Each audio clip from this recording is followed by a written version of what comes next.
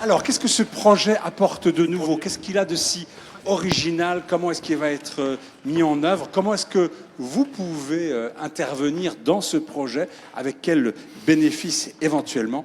On va donc en parler avec Jean-Yves Blais, Delphine Mocor-Boulch, Marie Préau et Fabrice Vavre. Merci beaucoup de les accueillir, s'il vous plaît.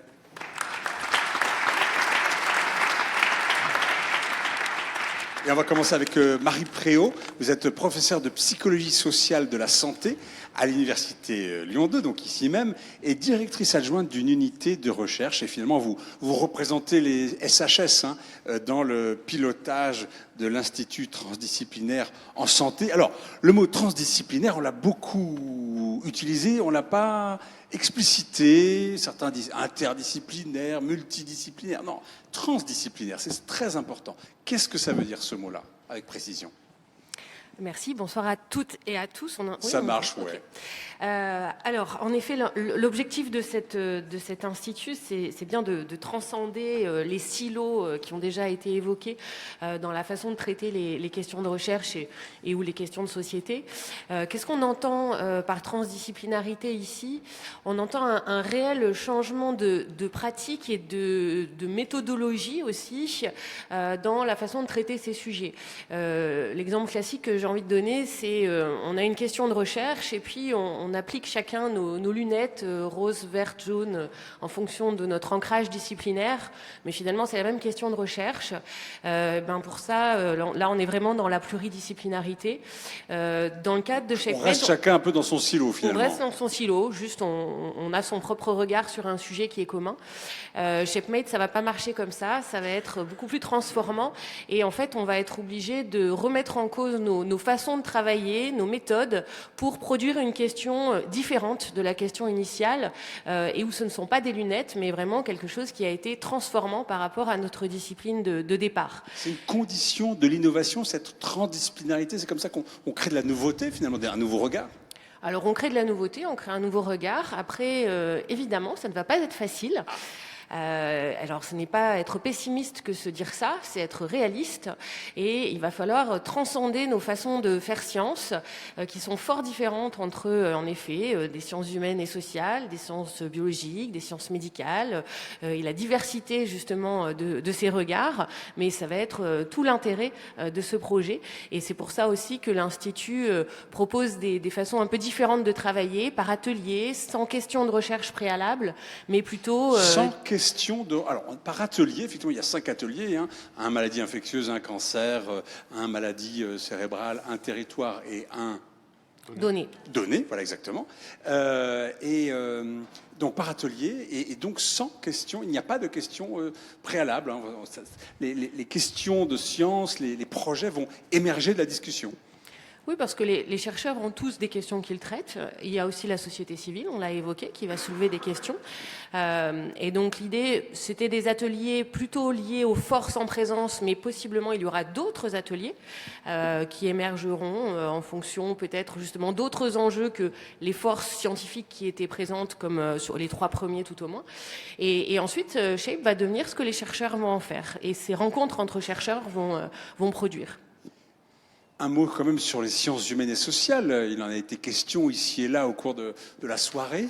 Est-ce que votre apport, celui des sciences humaines et sociales, il est bien compris, bien entendu maintenant davantage que par le passé? Parce que j'ai l'impression que ça a été une petite lutte quand même. Oui, ça reste. En France en général et probablement en Europe et dans le monde entier. Ça le reste, mais je pense que les événements sociétaux comme la pandémie ont bien montré à quel point il ne suffisait pas de prescrire des comportements, mais que, en effet, la population pouvait ne pas s'y soumettre, mais qu'il fallait mieux comprendre ce que les gens avaient compris pour comprendre pourquoi ils agissaient de telle ou telle façon, notamment. Donc, en effet, les choses bougent. Je crois qu'il y a une forte volonté d'avoir ces regards transdisciplinaires, d'avoir des regards différents, de proposer un pas de côté aussi sur les questions qui se posent. Grâce aux sciences humaines et sociales et leur diversité, car elles sont très diverses aussi. Et donc c'est plutôt une bonne nouvelle et l'envie aussi des communautés de travailler en collaboration sur la diversité des questions qui se posent. Qu'est-ce que vous attendez finalement de ShapeMed à Lyon, représentant des SHS là? C'est tout ce bouillonnement que... Créatif. Je crois des vraies collaborations fondées sur, en effet, des reconnaissances de savoir-faire et des façons de travailler. Ça, c'est aussi très important. Et puis, répondre à des enjeux sociétaux. Les sciences humaines et sociales sont ancrées dans la société. Donc, souvent, elles ont tendance à défendre ça. Et je crois que là, on a une véritable jolie opportunité de le faire. Donc, les collègues sont, en effet, plutôt partants pour cela. Bon, parfait. Fabrice Vavre, avec les béquilles. On vous a remarqué. Représentant l'intégrité physique. D'accord. Donc, vous êtes directeur de recherche au CNRS et vous dirigez le laboratoire de biométrie et biologie évolutive. Vous, comme Marie Préau et puis comme Delphine Mocorboulch, vous faites partie du pilotage de l'Institut transdisciplinaire en santé. Je mets à la place des personnes dans la salle qui voient effectivement des intentions, qui se disent mais bien sûr, il se passe des tas de choses sur ce territoire, on a tellement de richesses, on a tellement de choses à se dire, tellement de choses à faire ensemble. On voit qu'il y a cette volonté, et il y a ce ShapeMed Athlon. Comment est-ce que les personnes ici peuvent effectivement intervenir, participer? Comment est-ce qu'on fait? À quelle porte on frappe et qu'est-ce qu'on peut en attendre? Alors j'espère qu'on peut en attendre beaucoup de choses. Bonsoir à toutes et à tous d'abord. Il y a différentes manières en fonction en fait, de son cercle d'origine. Donc pour l'instant, déjà tous les académiques du site Lyon-Saint-Étienne ont été invités à participer à ces réunions d'ateliers. Pour l'instant, c'est plus de 500 participations à ces ateliers. Donc c'est une vraie dynamique qui s'est mise en place.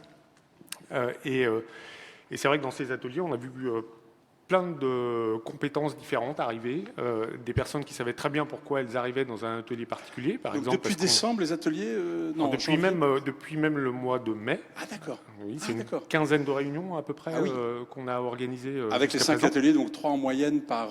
C'est ça. Ok, ça. Par atelier. Alors pour l'instant, c'est que les chercheurs. Hein. Alors pour l'instant, on a souhaité l'ouvrir en effet uniquement au monde académique pour l'instant. Alors pourquoi? Parce qu'on avait besoin de ce premier temps d'interconnaissance. Donc moi qui travaille plutôt dans le domaine infectieux, où j'avais l'impression de bien connaître la communauté. C'était pas le cas. C'était pas le cas. C'est-à-dire que quand on arrive dans ces ateliers, on connaît en moyenne entre 20 et 30% de la communauté. C'est-à-dire qu'on se rend compte que sur notre territoire et sur notre territoire académique, en fait, on découvre tout un tas de compétences. Alors évidemment, pas forcément dans notre champ proche, mais justement dans des champs plus éloignés, les sciences humaines et sociales, par exemple. C'est comme ça qu'on a vu, par exemple, dans l'atelier maladies infectieuses, des personnes qui s'intéressaient à la logistique. Alors pourquoi la logistique? On l'a bien vu avec la pandémie, la question de la logistique est extrêmement importante. Et donc de commencer à croiser ces regards dès le départ entre logisticiens et personnes qui s'intéressent à l'évolution d'un virus, par exemple, ça peut être extrêmement intéressant. Donc voilà. Donc, ça a créé une vraie émulation, mais il faut dire que c'est encore un format où on a besoin d'échanger de manière très très libre. Et donc on avait besoin aussi de se connaître entre nous avant de pouvoir ouvrir davantage. Un petit peu plus largement. D'accord. Alors moi je fais partie de la société civile, je me dis voilà, il y a un sujet, il y a un atelier, je veux vraiment y participer, j'ai des idées, c'est pas normal, je sais pas quoi. Oui. Qu'est-ce que je fais, où je vais? Donc on va construire ça, c'est quelque chose qui va monter en puissance. La réunion de ce soir était déjà justement ce premier temps d'échange avec d'autres partenaires. Et donc je pense que c'est pour ça qu'elle était aussi importante aussi pour présenter encore une fois le projet au territoire. C'était vraiment un premier acte justement pour s'ancrer justement dans le territoire, dans toutes ses dimensions. Collectivités, partenaires industriels, citoyens, associations de patients, voilà. Donc on rentre là-dedans. Il faut qu'on construise ça maintenant de manière coordonnée, de manière construite. Alors évidemment, il y a déjà des premiers guichets d'entrée. Hein. On a un site web, un contact, une chef de projet qui vraiment est déjà là pour accueillir en fait les premières demandes. Et puis on va se faire connaître sur le site internet quand même. Tout à fait. Et puis c'est nous aussi l'apprentissage de l'ensemble de l'écosystème. J'ai lu avec un grand intérêt le contrat local de santé avec des fiches actions où je pense qu'on doit pouvoir imaginer des choses sur à peu près les 3/4, voire 100% des fiches actions. Donc voilà, il y a des choses évidentes en fait qu'on va pouvoir construire. Il faut qu'on prenne le temps pour les co-construire également, c'est-à-dire ne pas arriver avec une posture de scientifique, mais également vraiment l'idée de co-construire des projets. Où sont les enjeux, quelles sont les compétences qu'on peut mettre en face et quels projets on met en place et on construit potentiellement aussi en complémentant le financement SHAPE qui ne nous permettra pas forcément d'abonder sur l'ensemble des possibles avec un projet d'une telle envergure. Alors, depuis 1h30 qu'on est ensemble, il y a un mot qu'on n'a pas tellement prononcé, me semble-t-il, peut-être pas une seule fois, c'est le mot euro. Alors que quand on a passé la parole à M. Charbonneau à Ottawa, au bout de 2 minutes, il a utilisé le mot dollar. Donc, 28 millions d'euros, ce projet. Je ne sais pas si c'est important, pas important. Qu'est-ce qu'on fait avec 28 millions d'euros pendant 10 ans quand on est ShapeMed Lyon? Il va servir à quoi cet argent? Eh bien, justement, à amorcer ce virage de la construction de cette transdisciplinarité, et c'est-à-dire que dans 10 ans, on doit atteindre un niveau de maturité sur cette question de la transdisciplinarité qui est bien supérieur à celui qu'on a aujourd'hui. On va voir, on a les Donc premiers... l'idée, c'est de financer notamment de la recherche, des preuves de concept et ce genre de choses? Exactement, c'est-à-dire être en première ligne pour des financements d'amorçage de projets qui prennent des risques. Donc évidemment, si on prend des risques, peut-être qu'il y en a qui marcheront, peut-être qu'il y en a qui ne marcheront pas, on l'assumera. Mais en tout cas, ce qui est sûr, c'est qu'on financera des choses qui n'existent pas aujourd'hui, qui ne sont pas dans la continuité de ce qui se fait aujourd'hui. Il faudra, pour chaque projet, montrer un pas en avant significatif pour pouvoir être financé. Ensuite, l'organisation d'une communauté SHAPE doit nous permettre également de aller chercher d'autres types de financement avec d'autres appels d'offres qui existent par ailleurs. Et par contre, cette construction de cette communauté doit nous permettre d'avoir un pas d'avance dans cette réflexion-là et donc aussi d'être compétitif pour aller chercher d'autres financements. Alors, là, vous utilisez le mot SHAPE, on l'a utilisé. Comment on l'appelle? ShapeMed Lyon, c'est ça le... Alors, ShapeMed Lyon, oui. Alors, oui. Nous, c'est vrai qu'entre nous, on doit le prononcer à peu près 150 fois par jour. Donc nous, on l'appelle Shape. Shape, voilà. Mais en effet, c'est ShapeMed Lyon. OK, excellent. ShapeMed Lyon. Alors, à votre côté, Delphine, le professeur Delphine Maucor-Boulch, vous êtes médecin de santé publique aux hospices civils de Lyon et chef d'un pôle de santé publique et chef d'un service de biostatistique et aussi vice-présidente de la commission médicale d'établissement et professeur de biostatistique. Donc, avec vous, on va parler de la data, de la dimension donnée, qui est vraiment une dimension absolument transversale. La donnée, on la retrouve partout, à toutes les échelles. Et justement, ShapeMed Lyon s'intéresse à toutes les échelles. On va travailler le génome, mais on peut aussi travailler la population. C'est un enjeu fort que cet enjeu de la donnée. Il y a d'ailleurs un atelier consacré uniquement à ça. Absolument. On a voulu assez tôt dans le projet ancrer en fait l'enjeu que représentent les données dans les différentes dimensions. Merci. Dans les différentes dimensions et de façon transversale, c'est-à-dire la donnée dans la façon dont on la collecte, dans ce qu'elle représente, mais aussi dans la façon dont on va la stocker, dont on va la techniquer, tous les aspects ingénierie et donc technologie d'information sont là en jeu, et puis également la façon dont on va l'analyser, dont on va pouvoir créer à partir de cette dynamique de la connaissance. Vous avez plein de choses à vous dire entre professionnels de la donnée, les data scientists, les numériciens, comme vous vous appelez. Vous avez déjà plein de choses à faire ensemble qui vont pas de soi. Vous avez des choses à créer ensemble? Eh ben, effectivement, non, ça va pas forcément de soi, mais en fait, c'est ce que disait Fabrice tout à l'heure, c'est que finalement, on se rend compte, on a des représentations à revisiter. C'est-à-dire qu'on vit dans nos écosystèmes et que là, l'enjeu, et on le vit déjà dans la mise en œuvre de ShapeMed, c'est de désiloter, de décloisonner et de découvrir comment, en fait, les numériciens ou les professionnels de la donnée dans les sciences humaines et sociales travaillent ces enjeux-là par rapport à la façon dont nous, on peut les envisager. Et au-delà des piliers que j'ai évoqués, que sont les données, les technologies de l'information et les méthodologies, en fait, pour créer cette chaîne de valeur, eh bien, c'est aussi tous les enjeux éthiques et puis les enjeux d'approche éco-responsable aussi de la façon dont on va traiter la donnée et dont on va la valoriser. Alors, qu'est-ce que peut ShapeMed Lyon dans le domaine de la donnée?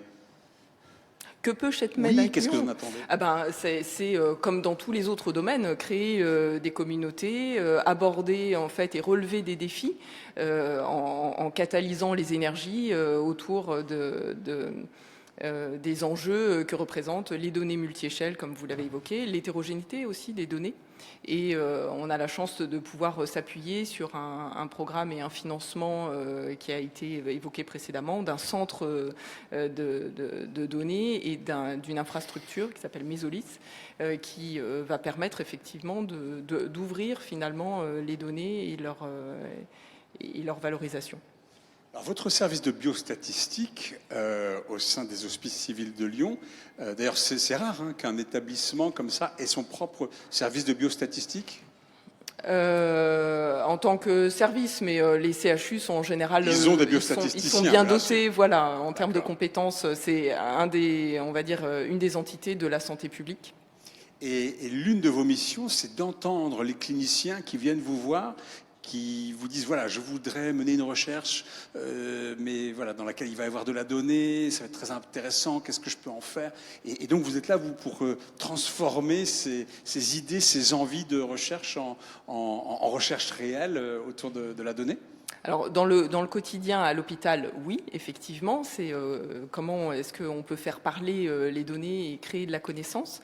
Et c'est l'enjeu de ShapeMed, c'est pouvoir intégrer ces pratiques en fait quotidiennes dans un environnement qui va permettre d'aller au-delà, d'intégrer d'autres types de données, que ce soit dans la nature, donc tout l'enjeu autour des données multimodales, mais aussi... Alors, je suis perdu, la donnée multimodale, c'est quoi? Les différentes typologies de données qu'on va pouvoir intégrer que dans les échelles et pouvoir, par exemple, travailler la résistance aux antibiotiques en agrégeant des données qui sont vectorielles, du pathogène, de ce qui relève des caractéristiques du patient et puis peut-être justement de son environnement direct, des enjeux liés à la précarité peut-être ou à la salubrité. Donc là, on va avoir des données sociales, des données sur le pathogène, des données humaines. On va essayer de mettre tout ça en relation pour essayer de trouver les liens. C'est un des défis. Par exemple, ouais. Avec, au-delà des liens et donc de l'association, essayer de travailler sur la causalité et sur les leviers d'action derrière. Et vous me citiez aussi l'idée de faire une forme d'analyse systématique des boîtiers Holter ou des capteurs de glycémie. Aujourd'hui, c'est souvent les médecins qui doivent regarder, c'est fastidieux, c'est long, c'est compliqué. Là, on pourrait automatiser ça, en tout cas créer des alertes automatiques, peut-être même à base d'intelligence artificielle? Peut-être même, oui, tout à fait. Ça fait partie des enjeux. Mais de pouvoir traiter de façon efficace et utile la quantité phénoménale de données qu'ont les praticiens. Mais au-delà de ça, c'est aussi pouvoir adresser des messages sur à l'ensemble des parties prenantes. Donc, que ce soit les patients, que ce soit les professionnels de soins, mais aussi les décideurs, les décideurs politiques, les décideurs sanitaires. Et c'est vraiment tous ces enjeux-là qu'il faut qu'on adresse. Et puis le professeur Jean-Yves Blais est avec nous. Vous êtes le directeur général du centre Léon Bérard, qui est un centre de lutte contre le cancer. Mais en ce qui nous concerne, vous êtes surtout le directeur scientifique de ShapeMed at Lyon, qui a été lauréat, donc lauréat du PIA 4, donc du plan d'investissement d'avenir, le 4e du nom. À votre avis, quelles sont les qualités de ce projet ShapeMed at Lyon pour qu'il ait été lauréat comme ça de ce plan investissement d'avenir? Bonsoir à tous. Je pense que les qualités, elles ont été évoquées tout au long des débats. On voit qu'il y a un tissu scientifique et médical de très grande valeur sur la région lyonnaise et qu'un des points clés pour faire la recherche de rupture, qui est la seule qui nous intéresse, la recherche de rupture, c'est de faire réunir des corpus de connaissances, comme le disait Marie, qui ne se parlent pas naturellement et de leur permettre d'échanger sur un mode de départ assez informel, mais qui va devoir se formaliser pour créer quelque chose qui sera authentiquement transformant.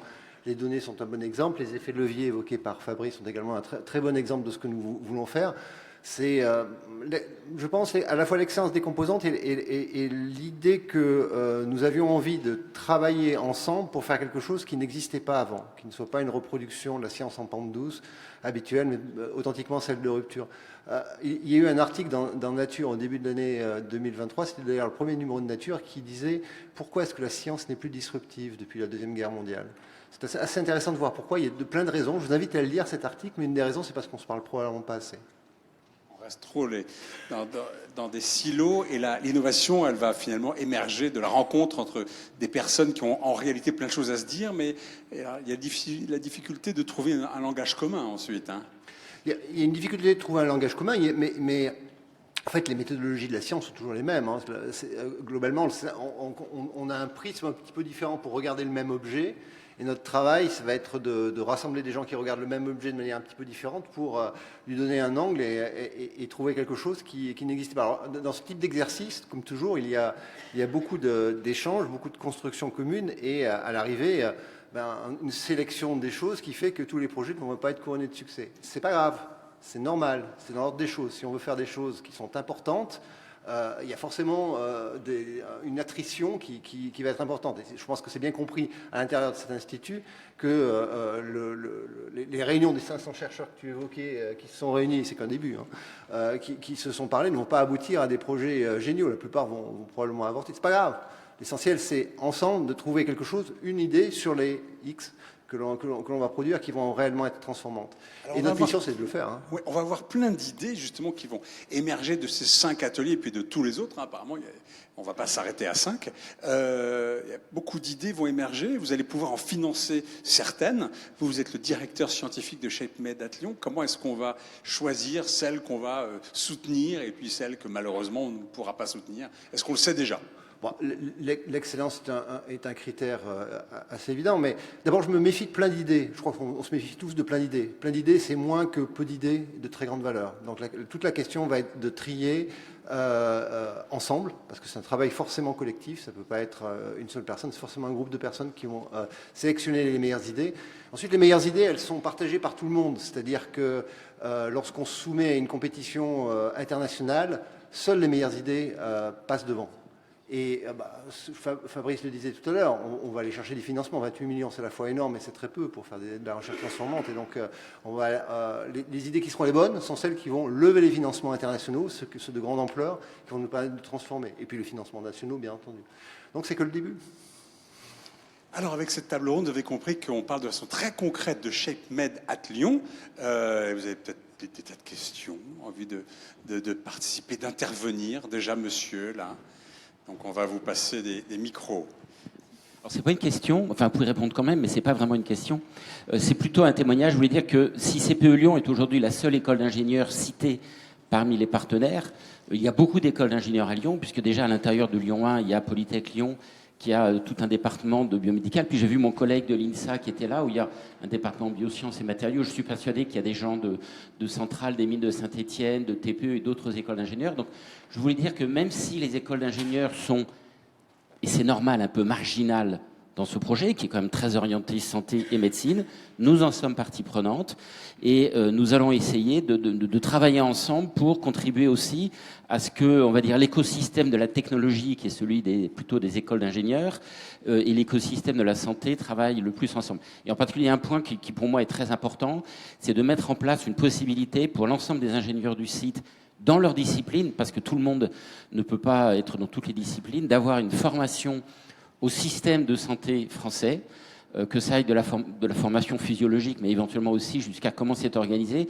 de façon à leur permettre, chacun dans leur discipline, de s'approcher et de travailler avec le système de santé de la façon la plus efficace. On a tous déjà des ingénieurs qui travaillent dans ces domaines-là. Mais c'est quand même un peu deux mondes séparés.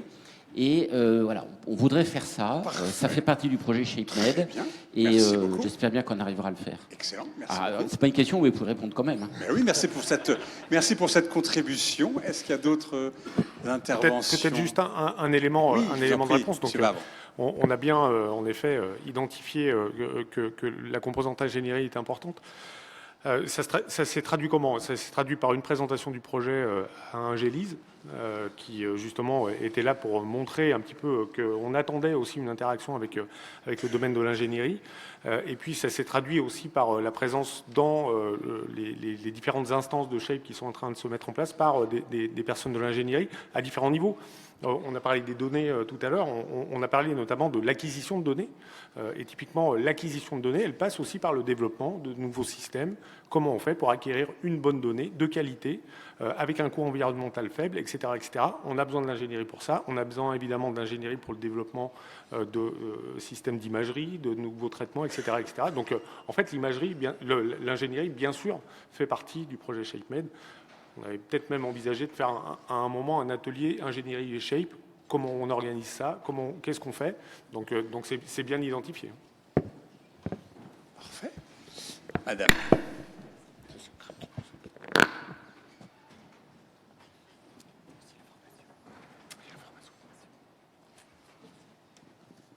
Bonjour, Tiffaine Monsensé, moi je suis directrice du département psychomotricité à l'ISTR à Lyon 1. Nous on est ravis de ce projet et on trouve que c'est vraiment une très très belle opportunité de justement ce croisement des regards. Et j'entendais monsieur Favre parler en disant qu'effectivement dans les ateliers c'est pour l'instant des chercheurs. Et c'est vrai qu'on est impatient de pouvoir y être associé parce qu'en tant que formateur, on a plein d'idées et l'association des étudiants, vu qu'il y a les universités qui sont associées, voilà, par rapport aux projets qui peuvent être mis en place, on a des idées et on a besoin vraiment justement de croiser nos regards pour construire des projets qui sont très innovants. Et donc on est impatient de pouvoir être associé. Voilà, et on espère que ce sera constructif. Parfait. Excellent, merci beaucoup. D'autres interventions peut-être? C'est bon? Pas de regrets? Alors, est-ce que je peux vous demander quelles sont les prochaines étapes là? Comment est-ce que vous voyez les prochains mois, les prochaines années? Madame Préau. Alors, les prochaines étapes. On va commencer par les prochains mois. Les prochaines années, voilà, on va voir au fur et à mesure. Non, ça a été dit tout à l'heure, il y a eu un appel à manifestation d'intérêt qui a été ouvert en février. Et je crois que ce sur quoi nous n'avons pas assez insisté, c'est le fait que dans cet institut transdisciplinaire, notre objectif, c'est d'accompagner la transdisciplinarité. Le but n'est pas qu'elle arrive toute construite par les chercheurs sur la base, certes, de ces rencontres des ateliers, mais c'est aussi sur la base d'équipes d'animateurs pour chacun des ateliers de co-construire, de réfléchir ensemble et justement pour des projets qui auraient des envies transdisciplinaires, mais pas encore les bonnes rencontres, j'ai envie de dire, de proposer, d'orienter, d'aller accompagner ces rencontres avec d'autres disciplines, d'autres regards. Donc je pense que ça, c'est vraiment aussi important. Dans cet institut, on va aussi travailler en ce sens. Et c'est l'objectif de l'appel à manifestation d'intérêt, qui n'a aucun objectif de sélection. Il est ouvert à qui, cet appel? Il est ouvert à tout le monde, puisque tous les académiques du site peuvent être financés sur un projet ShapeMed. Donc bien au-delà des partenaires du premier cercle, entre guillemets, tous les académiques sont éligibles. Et donc on attend pour le 15 mars, certes c'est demain, mais il y en aura d'autres, des projets. Certains seront déjà bien ficelés, d'autres auront surtout des envies, mais d'excellentes idées très innovantes. Donc à voir ce qui ressortira. Et l'objectif, c'est d'accompagner ces projets au travers des ateliers, de la communauté qui se construit dans chacun des ateliers, dans le courant du printemps, pour répondre à une première série de 2 appels d'offres, un sur des projets d'amorçage d'envergure modeste, on va dire, pour le mois de juin. C'est combien, là, typiquement, l'amorçage? J'ai un affreux doute sur les montants, je n'ai pas la mémoire des montants. 150 000 oui. Maximum. 150 000 euros maximum. Voilà, et qui pourront débuter à la rentrée septembre 2023. Et puis des projets plus structurants, donc là j'ai 400 000 en tête, je dis pas de bêtises, dont on attend des réponses pour le mois de septembre et qui eux débuteront début 2024. Pour l'instant c'est ça notre avenir. Et ensuite, si je pense que c'est important, se dire que ce n'est que le début de 2023. Et on sait très bien qu'il y a plein de collègues de cette communauté qui est justement extrêmement vaste, qui n'ont pas encore eu le temps de venir dans les ateliers. Et ces ateliers sont construits pour inclure toujours, et vraiment proposer à toutes les collègues qui ont envie de s'y impliquer la possibilité de les rejoindre, de se manifester auprès de ces communautés qui se construisent, mais qui, elles non plus, ne sont pas en silo. Je crois que c'est un message fort qu'on veut faire passer. 5 ateliers pour commencer, mais qui ne fonctionnent pas en silo. On va vraiment travailler aussi à la transversalité entre les ateliers et voir en effet si sur d'autres enjeux, d'autres ateliers émergent. Il y a une dernière intervention de Madame.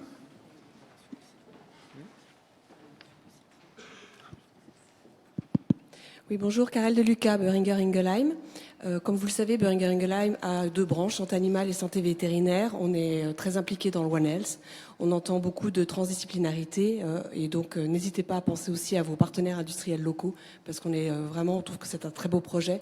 Donc que ce soit pour l'éducation, accompagner vos étudiants et accompagner les projets de recherche. Voilà, nous sommes à vos côtés. Merci beaucoup pour cette contribution. Il y avait monsieur qui a levé la main aussi? Ah, c'est vous. Ah, monsieur Carrier, je vous en prie. Un commentaire pour compléter un peu ce que j'ai présenté plus tôt. On travaille depuis de longue date, évidemment, avec les partenaires, mais aussi on se prépare et on a des dispositifs qu'on est prêt, des moyens donc financiers. Le mot euro a été présenté, donc je reviens à la charge avec le mot dollar canadien pour des mobilités et professorales et doctorales. Donc, sachez-le, il y a un concours présentement lancé. Mais il y en aura d'autres à l'avenir qui pourront assurer la participation de l'Université d'Ottawa, de ses chercheurs et étudiants, dans vos initiatives lorsqu'elles seront bien définies.